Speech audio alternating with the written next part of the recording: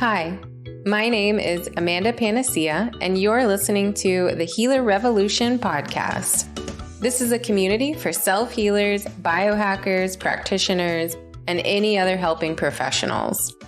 You're in the right place if you're seeking conversations about how pain becomes passion, the connection between physical, energetic, mental, and our spiritual self, finding your body's ancient wisdom, the latest biohacking technologies, clinical research, and if you just want to nerd out about complex biochemistry and quantum physics. But this is also for entrepreneurs who seek infinite abundance and a supportive community. So pour a cup of King coffee or Sisters tea and let's join the revolution. Hi, everyone. Welcome back to the Healer Revolution podcast. I am Amanda Panacea, and today I am super thrilled to be joined by someone whose work deeply aligns with the complex cases that I also see every day, Dr. Laura Gouge.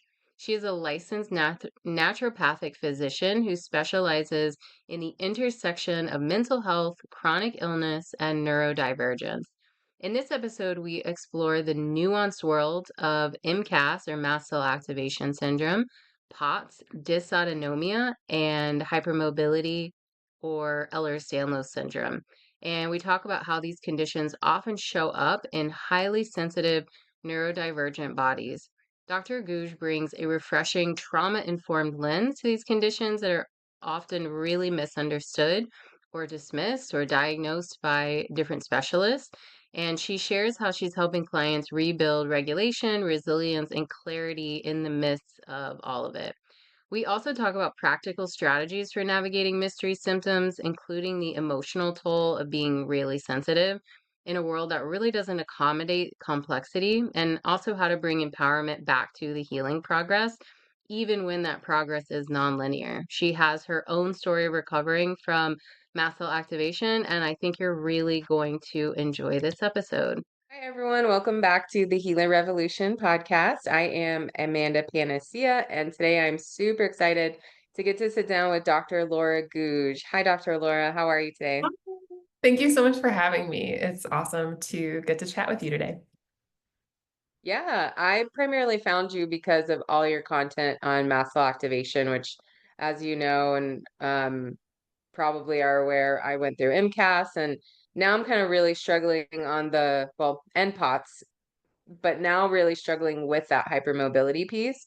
And I really loved your content and your graphs of kind of how you're putting everything together and why there's so much overlap in these seemingly what might seem to people as like different diagnoses, especially if you're going to different doctors and they're like, oh, this is your problem. Nope, it's this. Nope, it's this. So I'm excited to dive into it. But first, tell us about your background. How did you get into this work? And did you have MCAS? Do you still have MCAS? Give us the deets.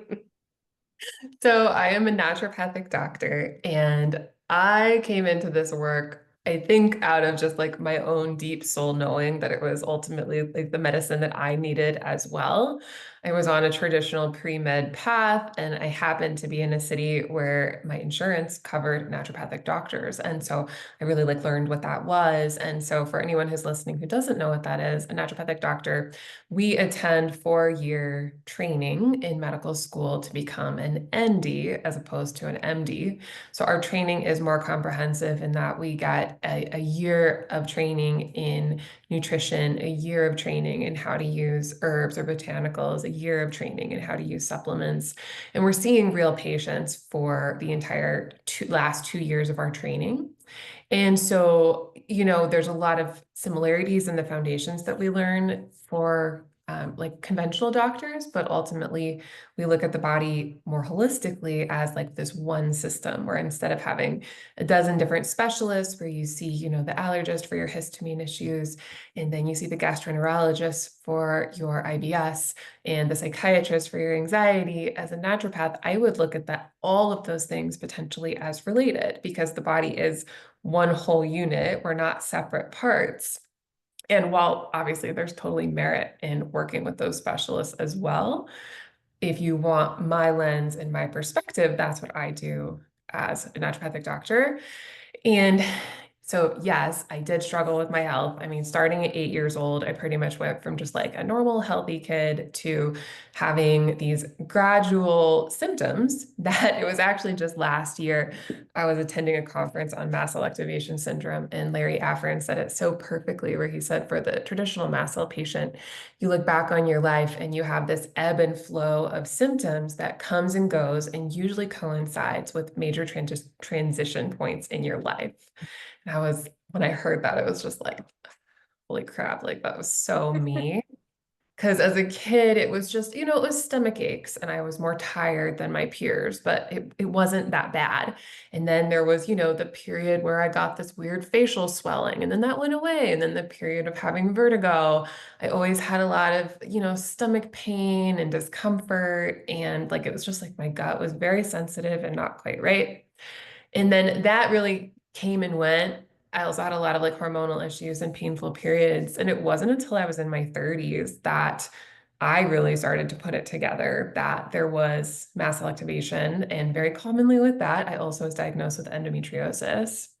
Um, and so that has been a huge part of my healing journey and how I, have really been so passionate about trying to put the pieces together because there's not like one person out there who has all the answers.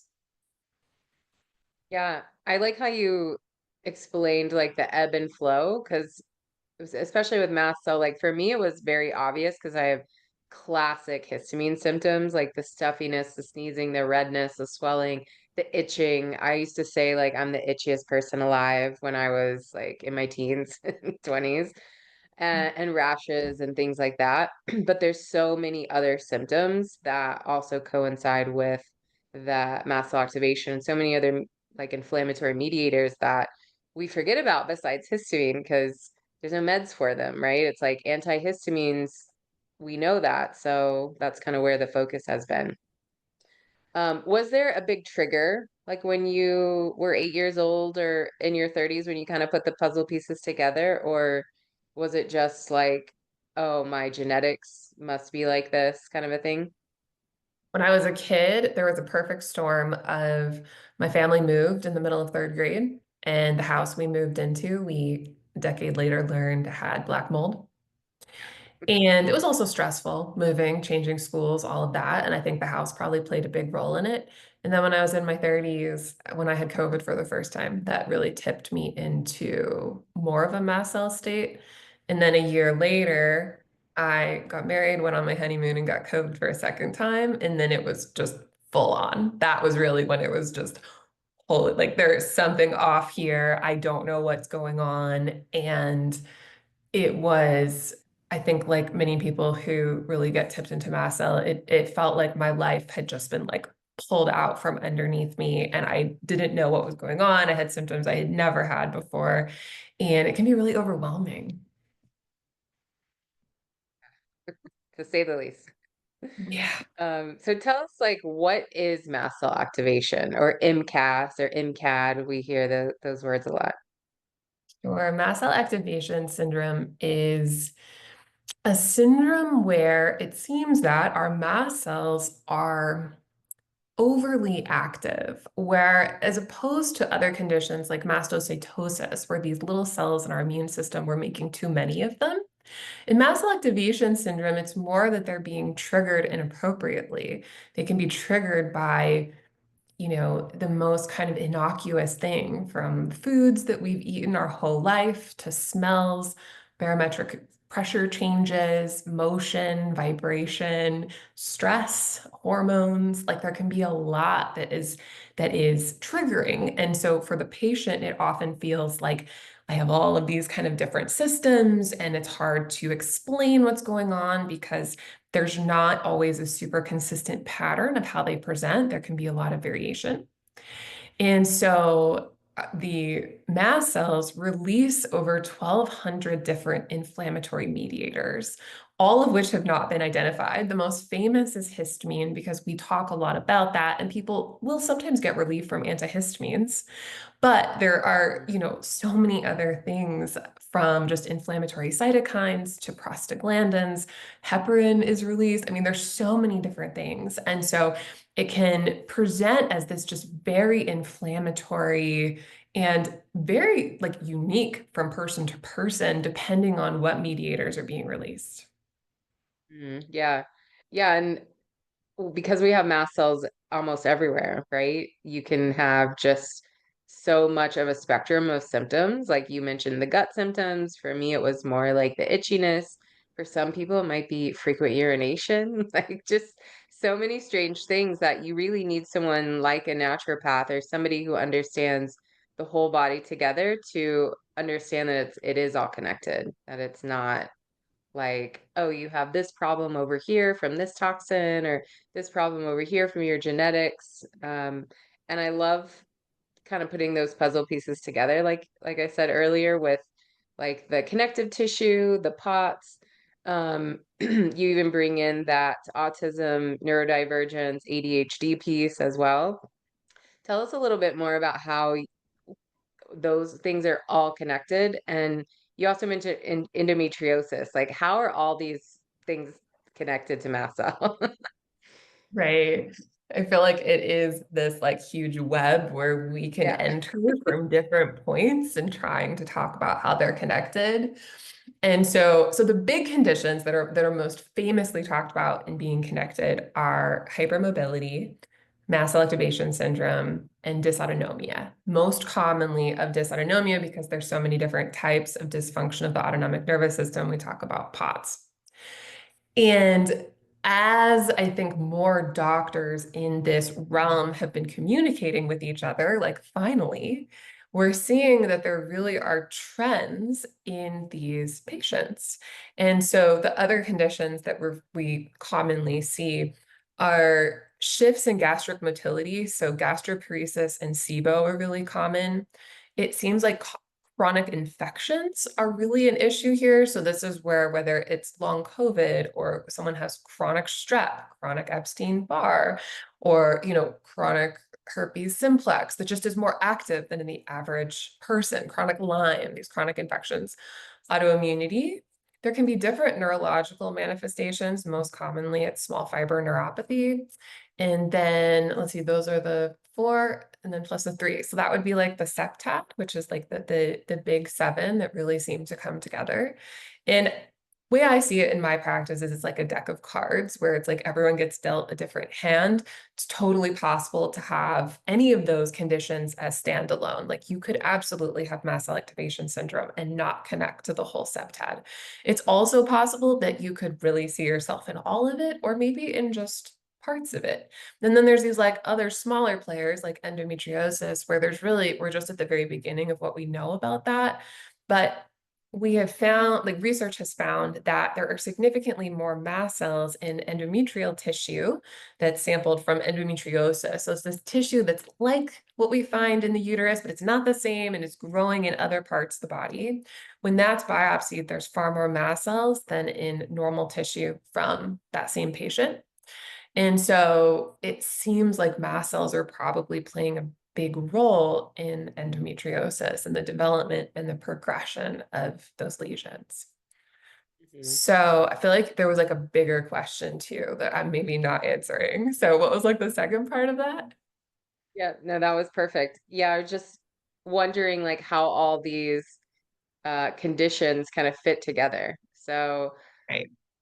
like if somebody has hypermobility and they're trying to figure out how that's like, do I have mast cell? Or vice versa. Someone has mast cell and they're like, do I have hypermobility? How do they know, I guess I should say, or what are the clues?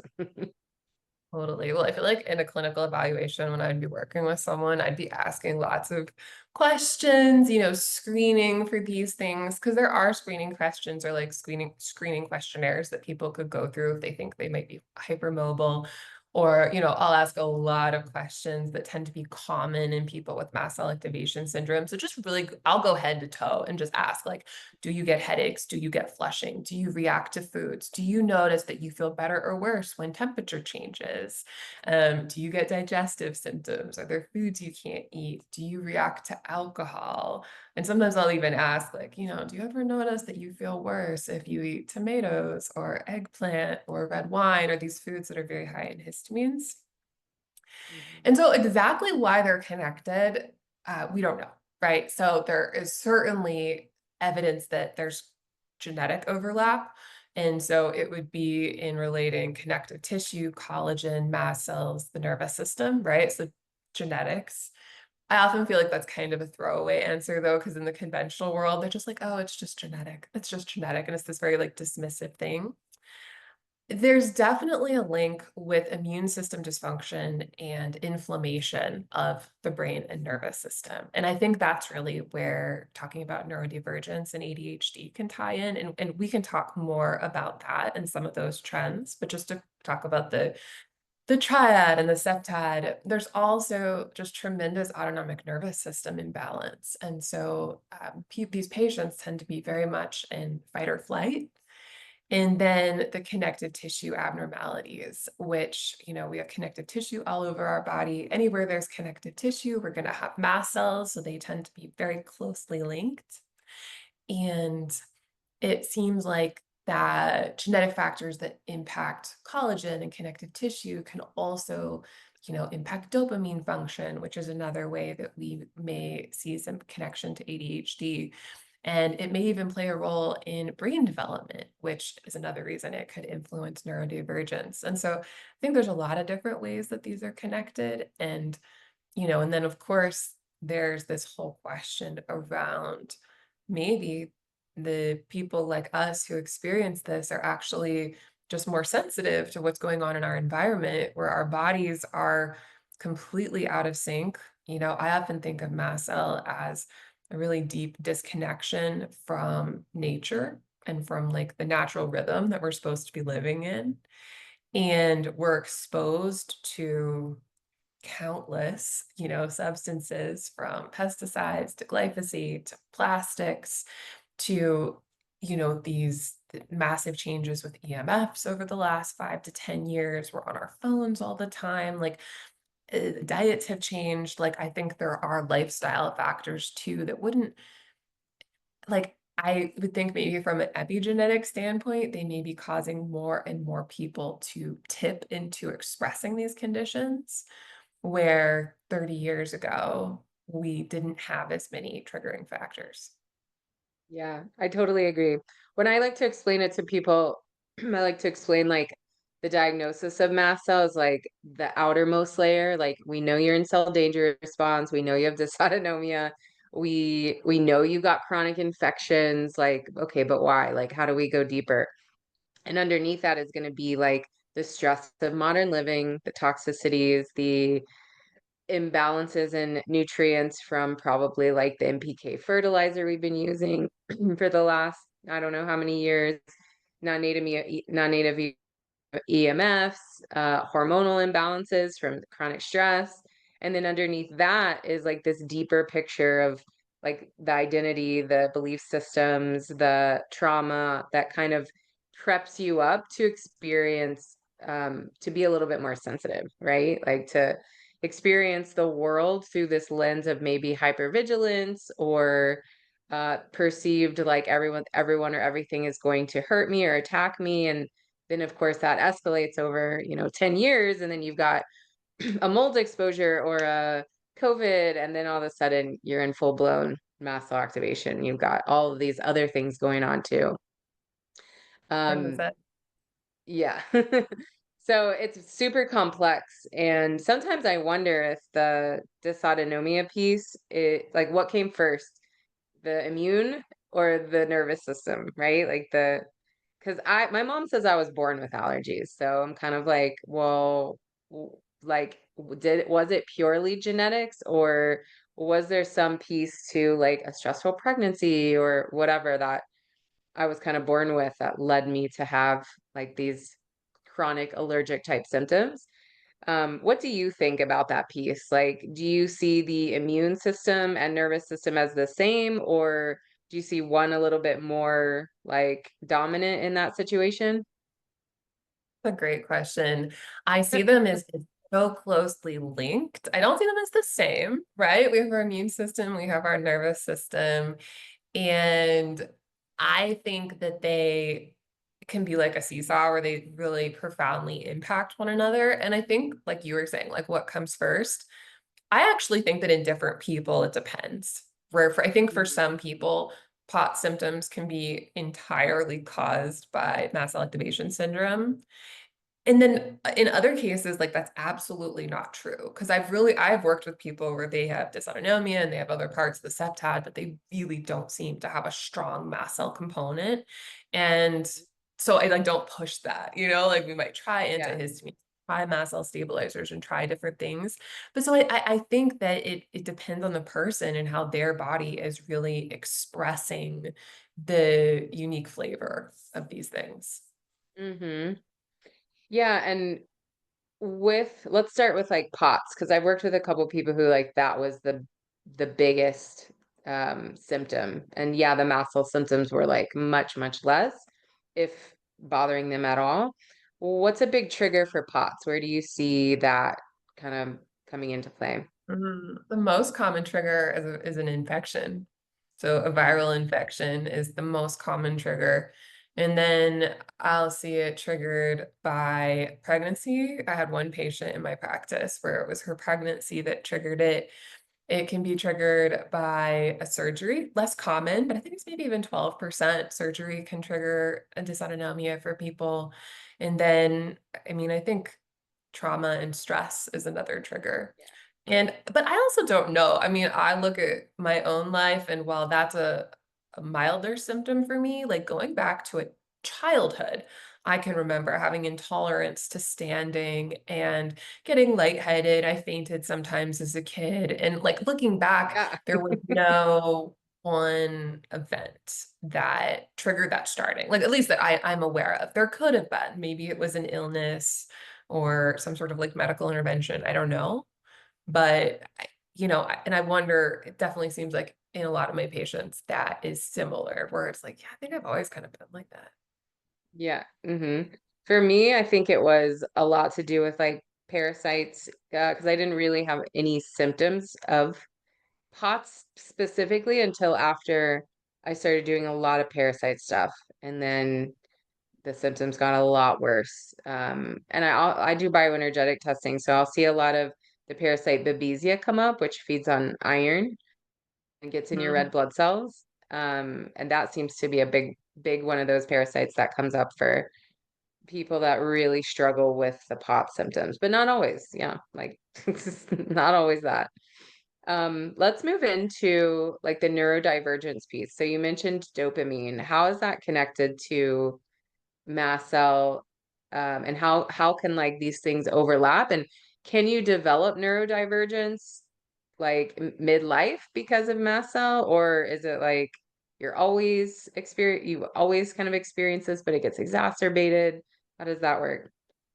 So true neurodiversity, which it's just an umbrella term, it's not a diagnosis. It's referring to like the cluster of conditions. So it could be ADHD, it could be autism, and then there's other lesser known disorders in there, like tic disorders and things like that.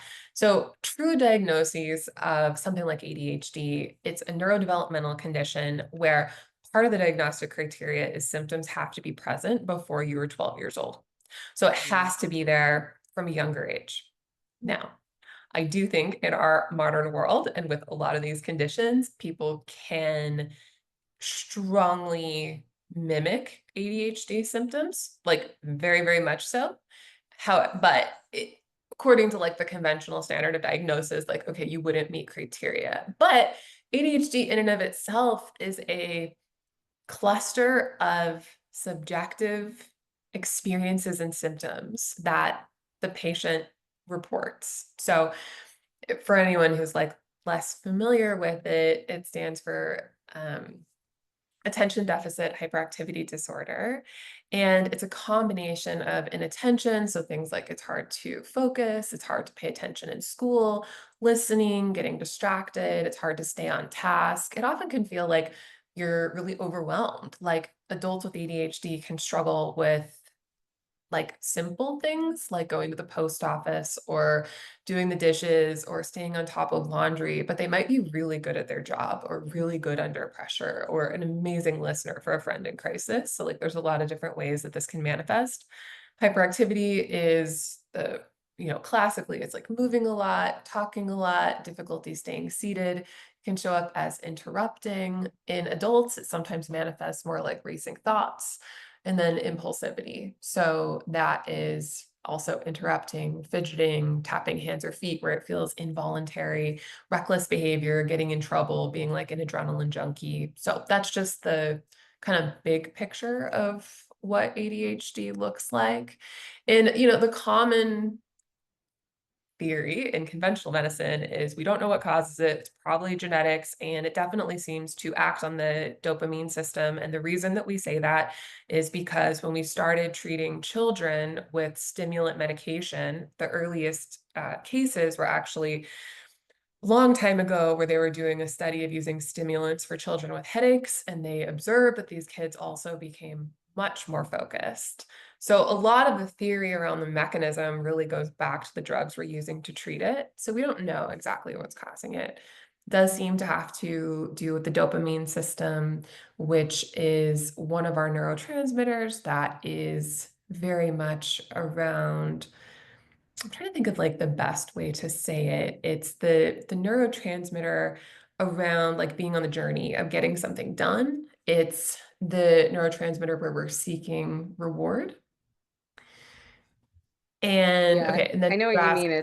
It's not the motivation. Because that's what right, everyone thinks, right? It's motivating you, but once you get the thing, you still want to keep doing it. So it's not like motivation to get something done. It's motivation to like keep a stimulus going, I guess. right. No, exactly. It's hard to put into words. Yeah, Exactly. it is hard. And then were you asking about how it all connects? Yeah, how does ADHD tie into mast cell? Okay. So this is so how ADHD ties into mast cells. So it's not going to be every case, but there's a Yeah. certain number of cases of ADHD where there definitely is this neuroinflammatory immune component. And there's a lot of Hmm. different options that we could go from in talking about that. But, we definitely know that allergies, asthma, and eczema are all independent risk factors for developing ADHD. So children who have these are children with this triad are 30 to 50% likely, like more likely to be diagnosed with ADHD later on in life. And then there's also theories that mast cell dysfunction could be a contributing factor to ADHD, but like we don't know exactly why that is. Yeah. There's theories that the histamine itself is impacting brain development. And so this is happening before we fully are consciously online, when we're very little, it's completely out of our control. That for some reason the body is, this immune system is like fired up and going in this direction. Um, I'm trying to think of what else to say about it. And then, like I said Yeah. before, the connection potentially to connective tissue abnormalities, and if there's genetic tendencies that are impacting collagen synthesis and connective tissue, that also can be linked to dopamine function. And then the autonomic nervous system imbalance, because a big thing about ADHD traits is that they really overlap with nervous system dysfunction or even a diagnosis like post-traumatic stress disorder. It's Yeah. almost impossible to distinguish those in Okay. children. They'll often say, like I worked for a mental health clinic when I was finishing my residency, and I worked with a lot of children in the foster care system. And so I read hundreds of these Yeah. formal evaluations from like the top psychologists in the state of Oregon. And it would always say, ADHD, PTSD, reevaluate in 2 years because the Hmm. way trauma impacts the brain is so similar to how ADHD manifests. And while it's totally possible to have both, there also Yeah. can just be such an overlap of how the nervous system is expressing itself. And so I think that is a huge link too. And I wonder that in adults, a lot of the time where maybe they didn't have any history of ADHD, but they meet all the criteria and they're on that Instagram rabbit hole where they're like, I really relate to this. Like how much of that is just a really deeply dysregulated nervous system. Absolutely. I'm so glad you brought this up because at first, when I would start to see these videos on Instagram or TikTok that were like, do you do this? You have ADHD. And I was just like, oh, no, that's not ADHD. But now there's more of a, is it complex PTSD or is it ADHD or is it both? And still the answer is like, well, I don't think medications are going to like stimulant medications are your top priority. But I do think like at my sickest, I was like, I can't focus. I've got all these symptoms, which I never had before. Never struggled with any ADHD symptoms my whole life, despite kind of always having these histamine issues. But then also I also worked in psychiatric care as a therapist, and every kid in there, you're diagnosed with ADHD on ADHD meds, but it was like Medicare, Medicaid, so extreme complex trauma, right? And even as I started to get out of that system, guess what else they were diagnosing people with? POTS. Now every kid had POTS, ADHD, complex PTSD, and now POTS. And I was just like, is anyone ever going to figure this out? Like and also, So, oh yeah, go ahead. Go ahead. no, go ahead. Um, they don't use the word nervous system. I don't know if you noticed that in your psychiatric hospitalization rounds. Psychiatrists, therapists, even to this day, in higher level of care, at least in the United States, they don't mention the nervous system at all. Like it's not in your notes. Nobody's talking about Mm-mm. sympathetic, parasympathetic, nothing. It's insane that this information hasn't gotten to that like our best highest level of care for mental health in this country. It's insane.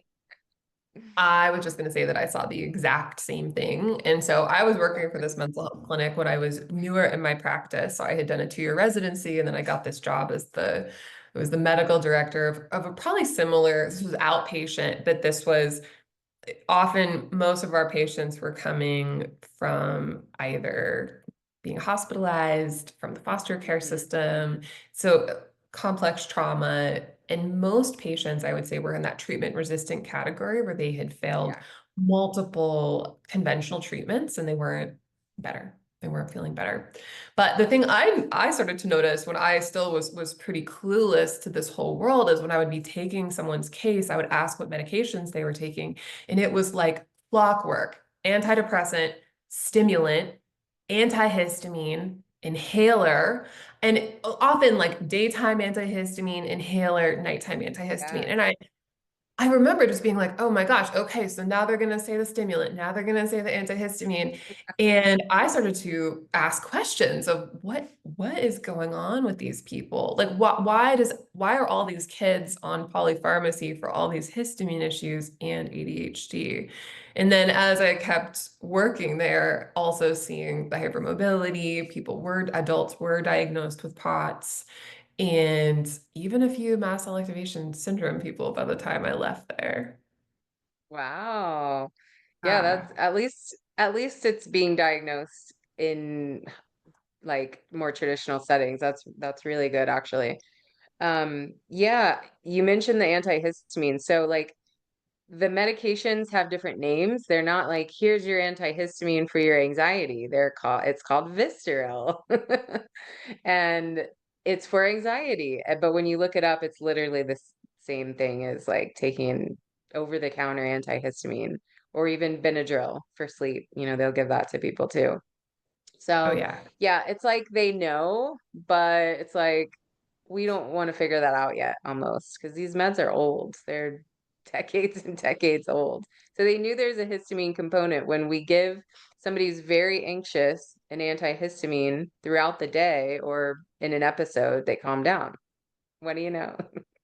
Right. A lot of the medications have some antihistamine properties, like, oh, and this they're like secondary, lesser known traits, but some of the Hmm. antidepressants, some of the stimulants actually will help people with histamine. So Oh, it's interesting. a lot of overlap there with how conventional medications are being used and probably treating secondary things for people that they're also struggling with.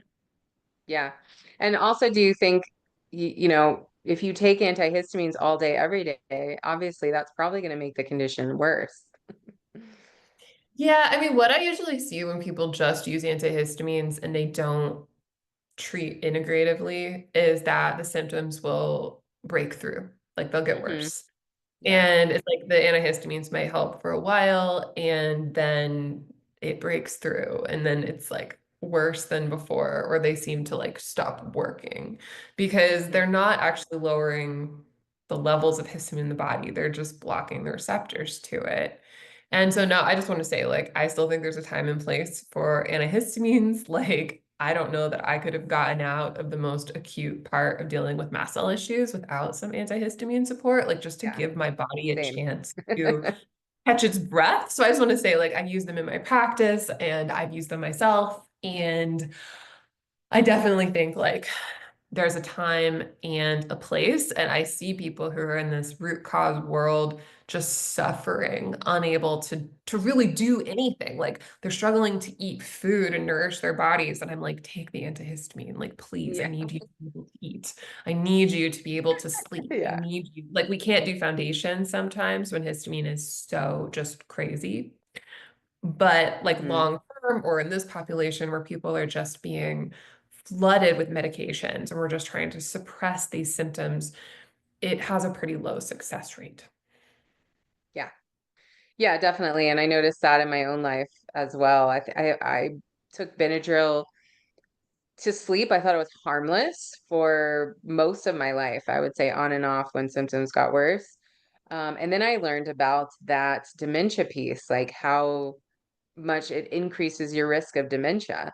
Can you talk about why that is? Because at first I was like, well, is it just because these people are really sick? But then I actually was like, oh no, there's a deeper reason why this medication can um, lead to dementia.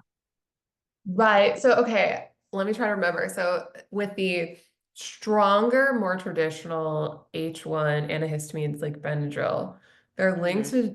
to dementia, I think because it has an anticholinergic action. So, it's not just the Yeah. antihistamine action, but so it's like blocking acetylcholine, which is one of Yep. our other neurotransmitters. And that is very key for memory and learning. And the long-term use of any anticholinergic medication can reduce acetylcholine, which I think is why it has that link to dementia.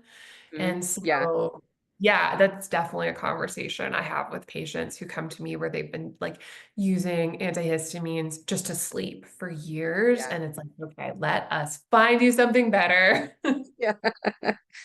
Yeah, and that's kind of the conclusion that I was coming to. And also what led me down the rabbit hole of B1 and thiamine for like Mhm. preventing the dementia I hopefully won't get now.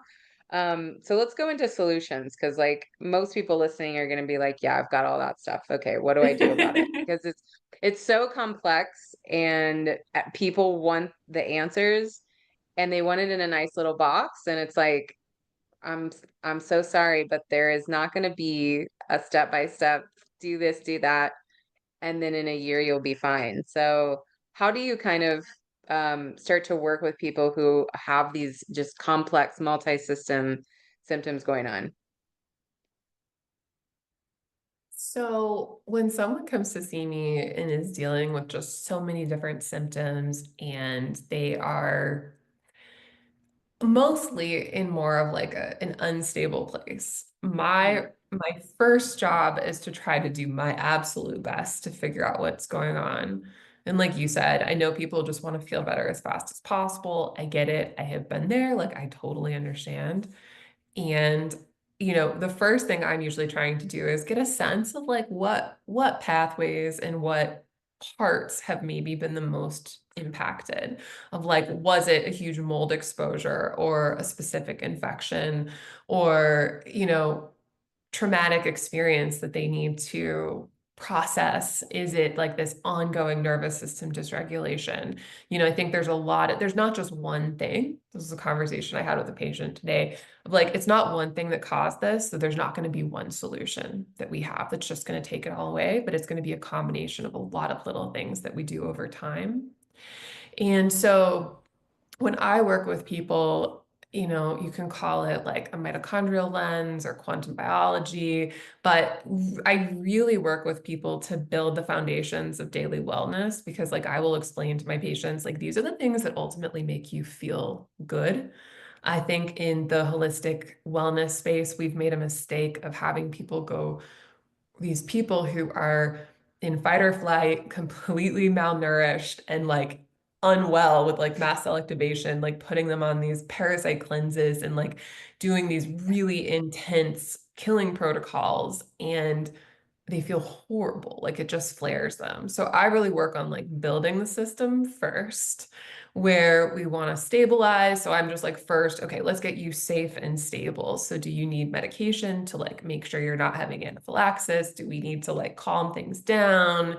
Can I get you sleeping? Can we make sure you're drinking like clean, like mineral rich water? Can we stabilize your electrolytes and get some sodium and potassium and magnesium into your system?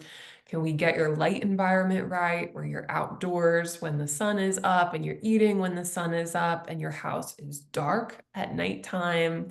Maybe doing some grounding where we're connecting with nature, connecting with the earth, getting our feet on the ground.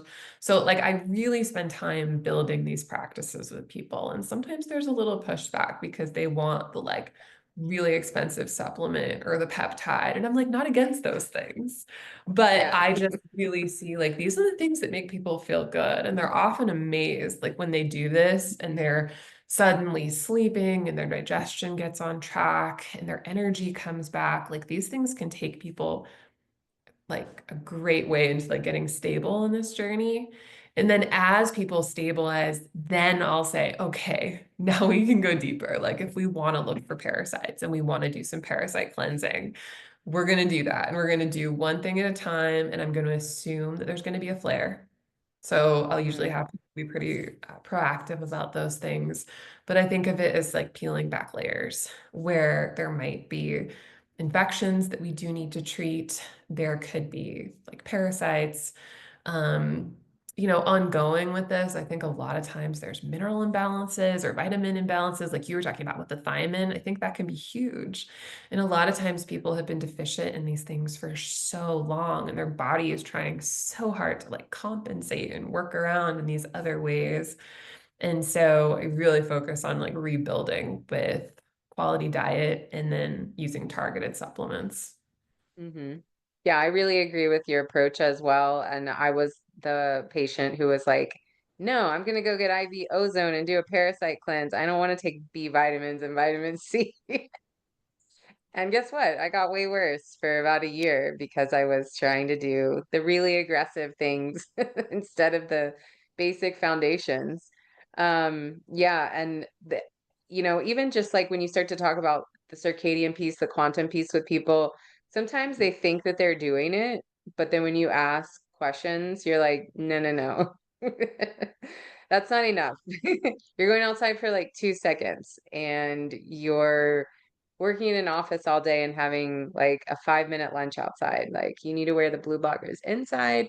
And when you get home, you need to do this, and this a little bit extra. And it's not hard stuff, but it takes that consistency and you just have to do it. Like it, it inevitably probably the most important piece, like the light piece, I think, because well, the light and the grounding, because when you're really dehydrated, you're gonna have worse allergies. Like I just flew on a plane yesterday And of course, I'm way more stuffy last night and today. So I'm going to try to be outside as much as possible in natural lighting and drink rich water to try and like compensate for that. And it could be as easy as that. Like you could just be chronically really dehydrated. I think that chronic dehydration is actually a really big piece of mast cell activation syndrome. And I feel like some of this gets more out there where I can't like totally verify everything with research. But when I have been learning about this, I think it makes sense that on a cellular level, people are often dehydrated. And Yeah, like it's our light environment, it's our tech use, it's the non-native EMFs. So some of the most exactly. basic things I'll have people do is so first really dial in the morning light. And like I try to get people to do sunrise and sunset at the very least. And if they're in an office, can they possibly turn off the fluorescence and use lamps? I do my best with people with that. And if not, it's like, okay, you got to be getting outside like every 2 hours. And then turning off the Yeah. Wi-Fi at night is really big because I think that that ongoing exposure to the non-native EMFs can be very dehydrating for the body. And then drinking mineral-rich water, so like if you can get spring water, and then just really making sure we're getting potassium in our diet, and then magnesium and sodium are just so important for our cellular hydration. Yeah. Yeah, and in my most complex, or I don't want to say complex, but maybe my most sensitive people that I've worked with, the thing we start with is salt or like the Quinton minerals or homeopathics for cell salts just to kind of get in those electrolytes because they're probably so dehydrated, and that has to be like step one. And obviously if you have nervous system dysfunction, your nervous system is electrical. So what does it need? It needs the electrolytes. And if you're chronically stressed for your entire life, guess what's probably the most depleted? Electrolytes. So that's like my starting point there. I wanted to ask you, like, what are some of your like unsung heroes for mast cell? Like things that everyone does really well with, from the most inflamed to the most sensitive. What are some things that people usually are like, this helped me? My unsung heroes. So I don't know that there's one thing across the board. Truly, I feel like Yeah. I am so just in awe learning every day from my patients of just how uniquely this condition can present for people. But so like, all right, my tried and true are so the circadian rhythm piece can make a huge difference. Like it can Mm, truly help to stabilize people's mast cells. And the first thing I'll say to my patients is, your mast cells are on a circadian rhythm, just like you are. And that explains the 7 to 9 p.m., 3 to 5 a.m. flare that a lot of people are getting. I was actually having that when I was first like undiagnosed and had no idea what was going on. I'd be hanging out, a lot of times watching TV, like calm as can be. And I would just start getting this heart racing, panic attack, kind of like nauseated feeling. And it wasn't until I put it together that that was a mast cell reaction. And so I'll often have people do histamine and mast cell support in the early evening to counteract that. But so the circadian rhythm piece, hydration, getting the EMFs off. So like so many people are wearing tech wearables and they don't know that that could be influencing their mast cells. So I'm like, okay, let's like get rid of the Apple Watch. Like it's just too much. If you want to wear an Aura ring, keep it on Bluetooth. Turn your Wi-Fi off at night. Set limits with yourself around how much you're using your phone. And if you are using it, maybe we use it on airplane mode.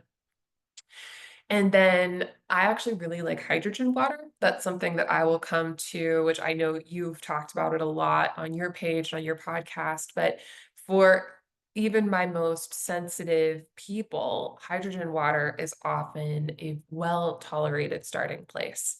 And with my truly ultra sensitive people, I will start with small amounts. But even those people I have worked with have all been able to tolerate at least an 8-ounce glass of hydrogen water. And I'll hmm just have them start with 5 or 10 minutes of inhalation. If they're nervous, we'll start even lower than that so they can build confidence and safety. hmm I'll have people start with, I feel like nervous system is a hot word where people will use it and I don't totally know what they mean, but doing practices that help them feel calm and regulated. and finding safety in their day-to-day life. And so that could be through a nervous system program that someone's doing where they're really like doing more limbic system rewiring. I honestly think for some people, it is just taking quiet time and sitting outdoors and just learning to be regulated within yourself. I'll definitely do a lot with people around breath and breathing because one thing is that when we have autonomic nervous system dysfunction, we often have these cues from our brain that are telling us to hyperventilate and overbreathe. And learning to slow that down can help a lot because we end up in this kind of like hypoxic. It's almost sounds contradictory, but it's like this hypoxic low CO2 state that can really make anxiety and breathlessness and these other symptoms worse. So helping people learn to breathe is pretty foundational, and sleep is really, really big because I feel like if you're not sleeping, it's really hard to heal. And so getting people into like a good sleeping rhythm, and that's where the circadian rhythm can also be really Mhm. helpful. I know diet is huge, and I talk about diet with everybody that I work with. I think that diet can make a huge difference, but there's not like one tried and true across the board. Like I find I do use low histamine diets. I use low sulfur diets quite a bit. For some people, they're already on such a restrictive diet or doing more gut microbiome rebuilding. So there's just not a one size fits all with food. Yeah, you just reminded me of something. Remember in TV shows where somebody would have like a panic attack and they'd breathe into a bag? Like Exactly. that was to help get more CO2 into their body. I want to try Exactly. that actually. So I'll share just this little anecdote. So I was totally one of those people. I was hyperventilating and I didn't know it. When I looked back on my old lab work, my CO2 would always be on the lowest end of normal. Mine was It would tanked, be like yeah. 21, 22. Yeah, mine was really low, yeah. Mine was really low. And so I did a whole retraining program where I learned to breathe because I just was Hmm. hyperventilating and it was causing a lot of anxiety for me. And it was this weird anxiety where I had never felt it was before. It was after I had COVID. So probably that really put me into the cell danger response in a way that I hadn't been before. And I started to hyperventilate just like crazy. And it caused this unique anxiety. And so learning to breathe completely stopped the anxiety and panic feelings that I was getting.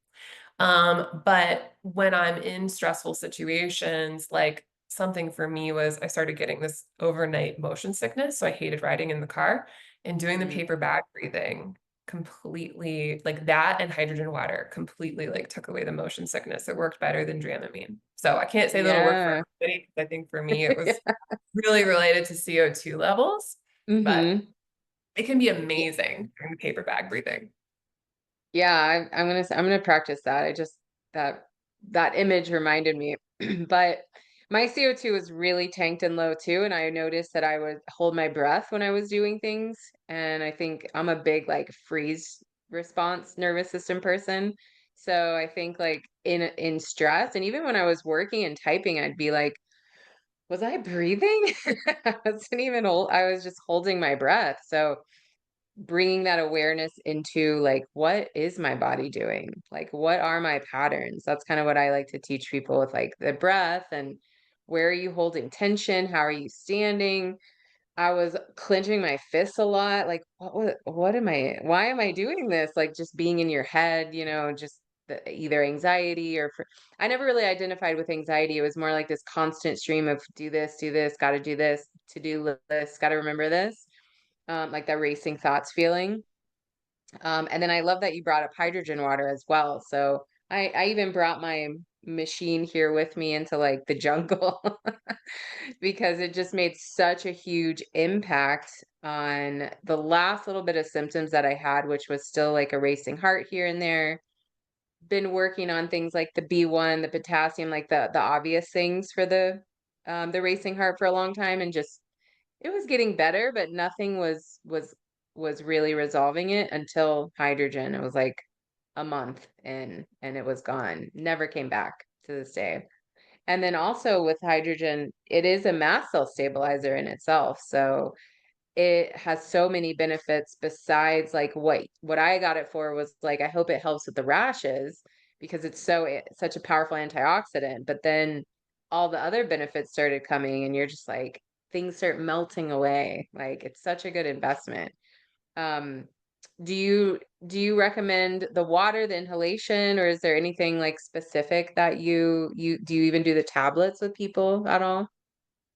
So I try to meet people where they are with it. And so Hmm. I think that if people can access inhalation, that is definitely what I would recommend, just because there's more studies on the inhalation, truly Yeah. drinking enough water. Like I started buying cases of hydrogen water, and honestly, it worked well Hmm. enough for me that I knew I wanted the machine. Yeah. But it's not always like it's a really like expensive way and you can't really get a therapeutic dose. So I honestly think it's kind of a miracle I had such a good response to it. And Yeah. honestly, my patients do too. So I'll tell people to start with the like a case of water or something like that. I steer away from most of the water bottles. I don't know all of them that are on the market, but I know that they can have different like mineral contaminants. And like years ago, my sister actually had a hydrogen machine where the hydrogen was being derived from lye. And so I think there can Oh be like yeah. contaminants in that. Yeah. So I don't know. Like there could be quality water bottles out there now because the technology keeps evolving. And I have used tablets with people if they're like traveling on airplanes or just truly can't access the water or the machines out of the budget. But my preference is inhalation if people can access Hmm. that.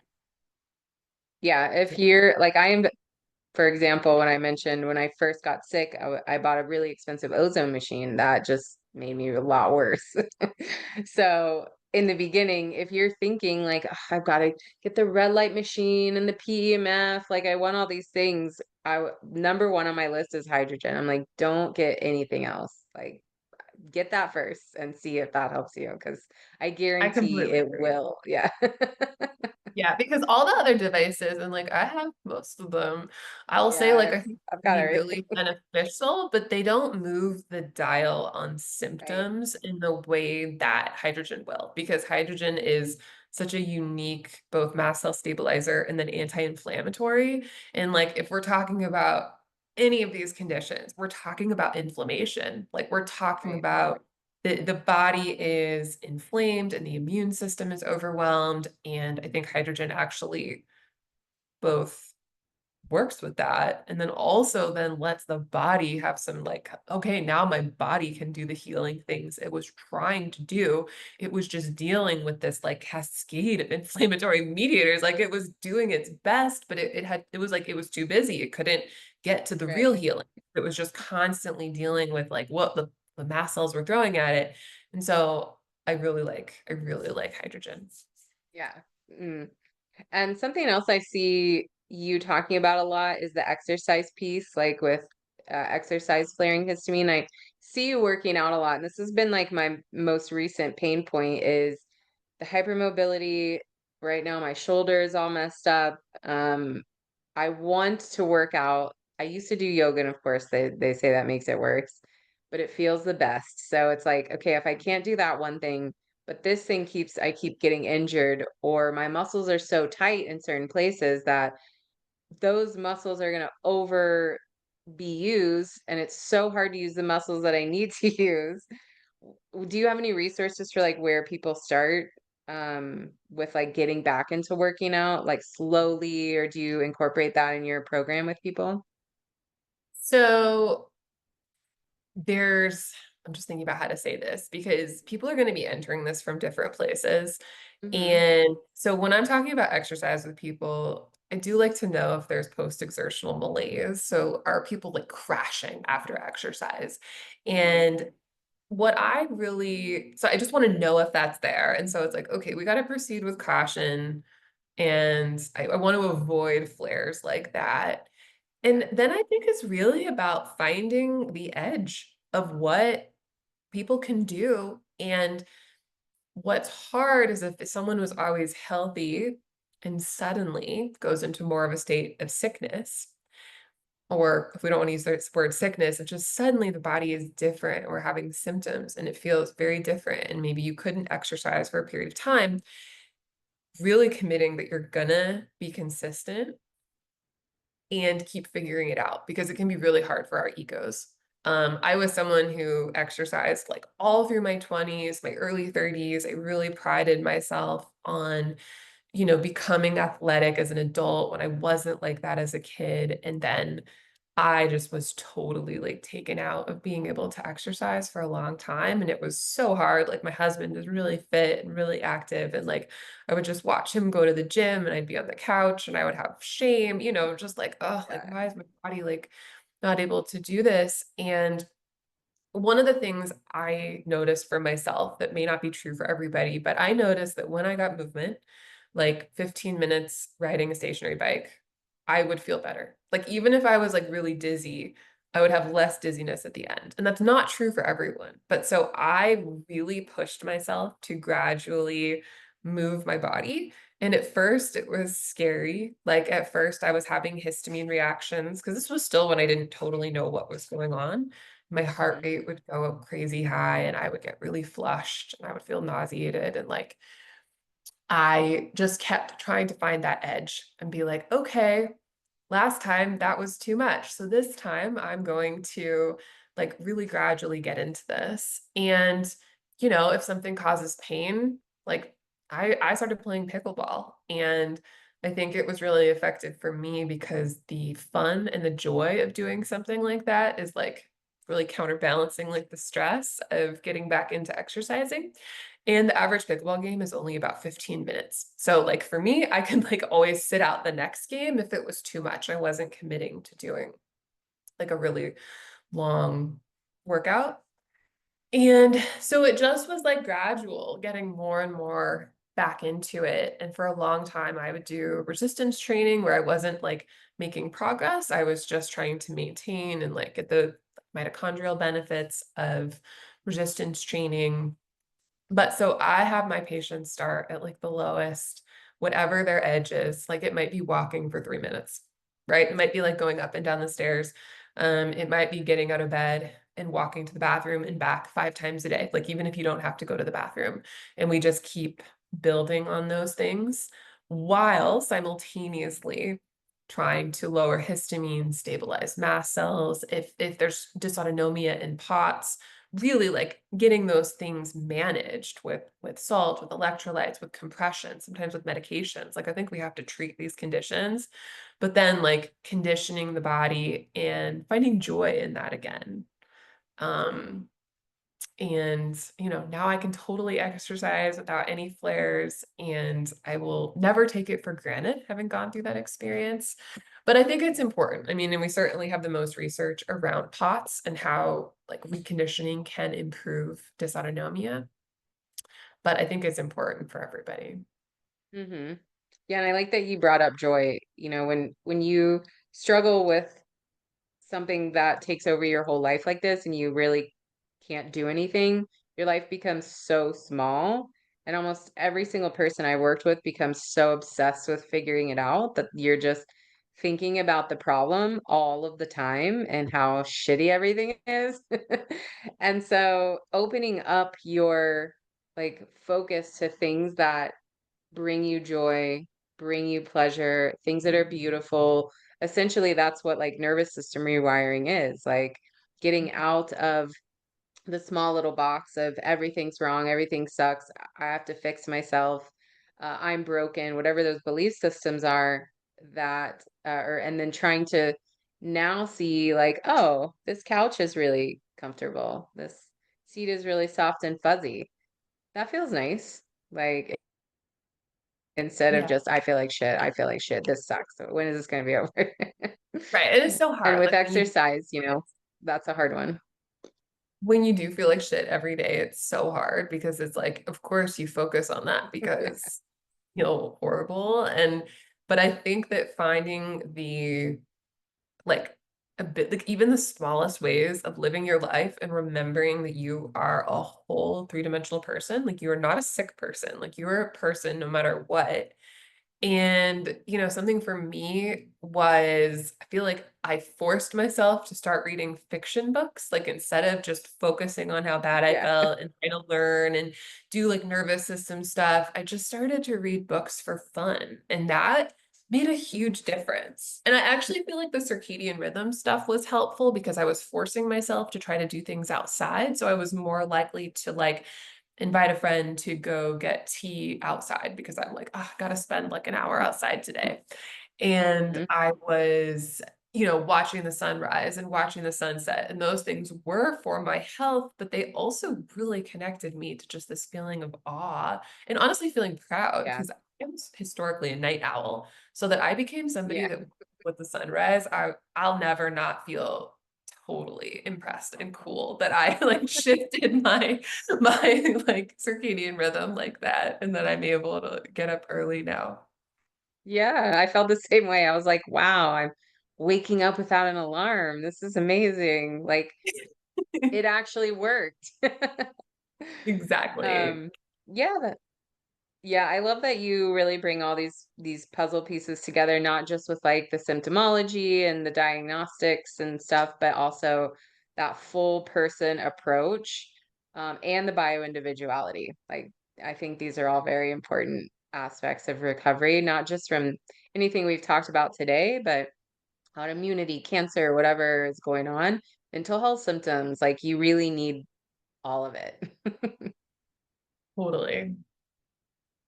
Totally. Awesome. Well, I could probably keep talking to you about all this stuff, but tell everyone where they can find you and how to work with you and like what programs do you offer? So I'm across platforms at Dr. Laura Gouge, Gouge. That's my website. You can find all of my services and the pricing. I work with people one-on-one, and at the time of this recording, I still have one-on-one availability. I am doing groups periodically, and the one I'm about to run will probably be full for the spring. But, if someone wants to do more of like group work with me, which can be awesome because you can just get like the full download of how all of my protocols and how I like to work with people, I'll hopefully be doing it again in the fall. And so yeah, you can connect through my website. I'm most active on Instagram, so follow me there. I do all my own content. I respond to like as many DMs as I can, so feel free to reach out there if you have a question or you want to tag us from listening to this podcast. Awesome. Thank you so much. Yeah. Have a wonderful evening, I guess, where you are. Thanks, And Amanda. maybe Have a we could hop great on day. yeah, maybe we could hop on again at some other point to go deeper in some of these like niche topics. I would love that. Yeah, awesome. All right. Well, thank you so much, Dr. Laura, and thank you everyone for listening. Bye. Thanks, Amanda. Thank you, everyone. I am just so thrilled that you're listening to the Healer Revolution podcast. This has been a huge passion project for me and super therapeutic on top of that, helping me to use my voice and connect with other like-minded individuals. So if you're enjoying the podcast, please like and subscribe. Please share on social media or with your audience or friends or loved ones. I truly appreciate it. It does take a lot of time and financial costs to run the podcast, and it is not a moneymaker, let me tell you. So if you are enjoying this, I would truly appreciate your support just by sending me a post, a like, and a subscribe. Thank you so much.